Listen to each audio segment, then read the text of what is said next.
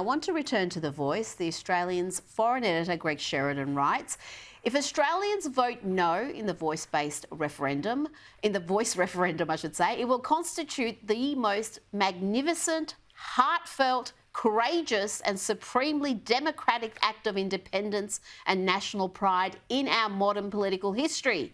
Voting no in the 2023 referendum is exactly the same as voting yes was in the 1967 referendum. It's a vote for a common and universal vision of humanity in which all Australians enjoy exactly the same civic status, regardless of their race or background. Hear, hear. Joining me is the man who wrote those brilliant words, Greg Sheridan himself. Now, Prime Minister's got a different take to you. He said today that enshrining the voice was all upside, there's no downside. What's your response to that? Well, Rita, it's great to be with you and thanks for that very kind intro. Look, I like our Prime Minister. I think he's a good bloke. I couldn't disagree with him more about this. I think he's motivated by goodwill. And, I mean, all the practical arguments are against the voice. Every constitutional problem with it is real. But my ground of objection is much more simple than that. I just don't want to divide Australians on the basis of race. The whole thrust of liberalism for the last 200 or 300 years has been to get race out of civic considerations.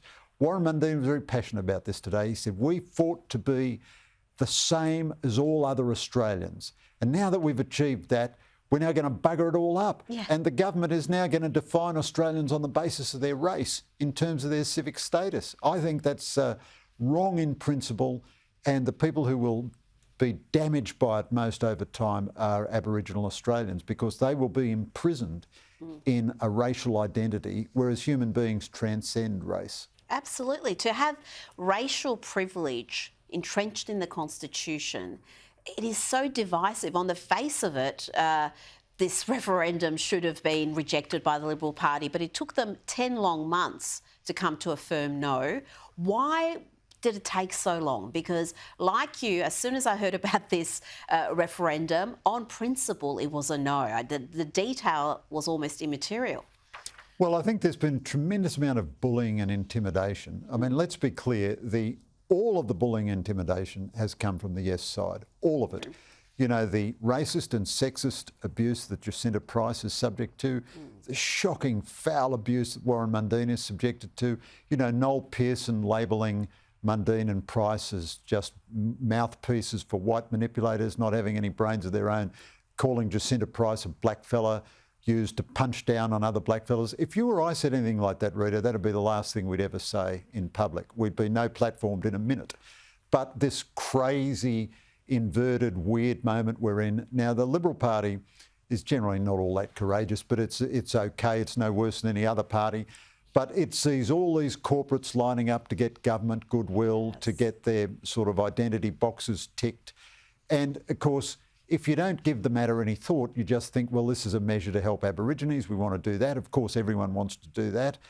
And it took, but in the end, you know, it's better to get to the right position, even if it takes you a long time. So I praise Peter Dutton and David Littleproud, because if they hadn't taken that decision, we wouldn't have a discussion. I mean, as it is, the ABC is about 99-1 in favour of the voice. Well, it'd be 100-0 if the opposition hadn't opposed it.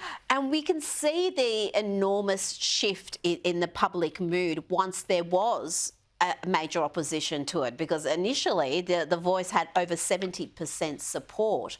But as soon as the no case was articulated, then we're seeing that support drop to 46%, according to some polls, certainly less than 50%.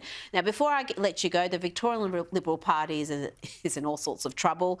They're now considering using money that's supposed to be set aside for defeating Dan Andrews to cover the legal bills of John Pesutto and his leadership team. They're being sued by Kelly J. Keane, a women's rights activist. She's accusing them of defamation. Surely the membership aren't going to be happy if that money is used to pay the legal fees of the leadership team.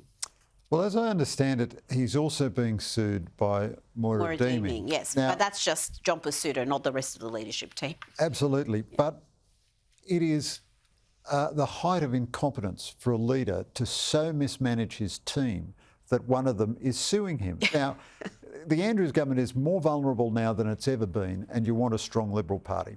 John Pesutto has a responsibility right now to sort out his problems with Moira Deeming, to get her back into the team and to manage his team properly. So Moira Deeming might not be a saint, I've no idea, but you know, one of the responsibilities of leadership is like being an editor of a newspaper. Not every journalist is that easy to get on with, you know, but the editor's job is to manage them.